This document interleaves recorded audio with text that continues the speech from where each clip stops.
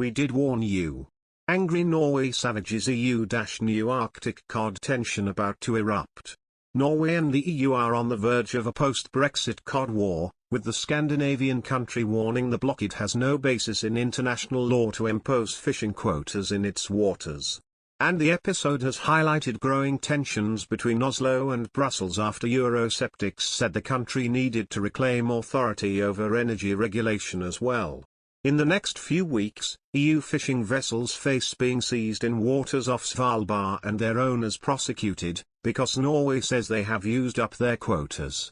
Audun Halvorsen, State Secretary to the Norwegian Minister for Foreign Affairs, told Politico, "There is no basis in international law for the European Union to set quotas in Norwegian waters. Controlling the resources in our national waters is a matter of fundamental national interest, as it is for the EU and its member states in EU waters." Brussels has responded to Norwegian objections by citing the Svalbard Treaty.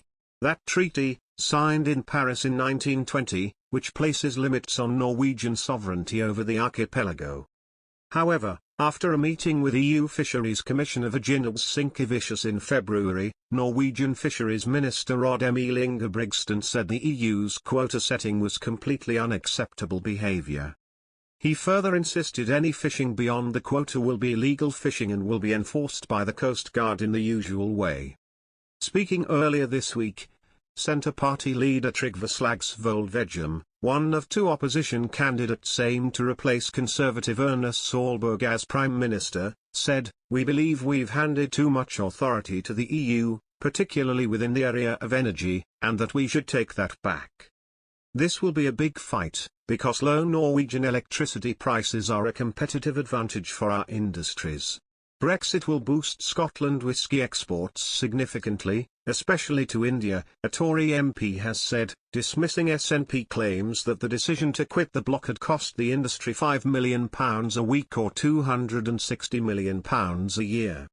David Jones, who is also deputy chairman of the European Research Group, ERG, was speaking after a row erupted over the impact of Brexit.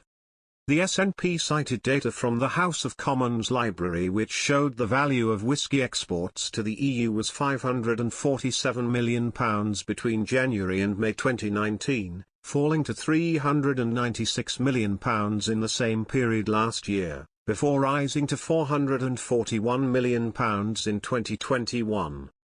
Brendan O'Hara, the SNP MP for Argyll and Bute, told Scottish newspaper The Herald, "Scotch whisky plays a crucial role in the success of Scotland's food and drinks sector and our economy given it accounts for 75% of the sector, so for the industry to be losing £5 million per week is devastating." The Department for Transport, DfT, said the alteration, which comes after a consultation, would allow Operation Brock to be used to respond to any type of traffic disruption in the area and not only that related to Britain's exit from the European Union. Traffic management measures were introduced in Kent amid fears that the UK's withdrawal from the EU could lead to disruption for cross-channel trade. Nigel Farage claims French President Emmanuel Macron is looking to give payback for Brexit over the migrant crossing crisis as he calls for the UK government to tow the boats back to Calais.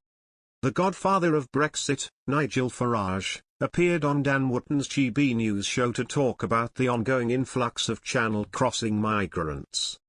Mr. Farage, 57, accused Emmanuel Macron of not doing enough to stop migrants after the decision taken by the British electorate in 2016 when voters opted to leave the European Union. He claimed, "There's a bit of payback for Brexit going on here, mark my words." Iconic cow Saltmarsh lamb has been given protected status in a landmark moment, as ministers used Brexit powers for the first time to protect British products. The meat is the first item to have been granted the status since the UK left the EU transitional period at the start of the year.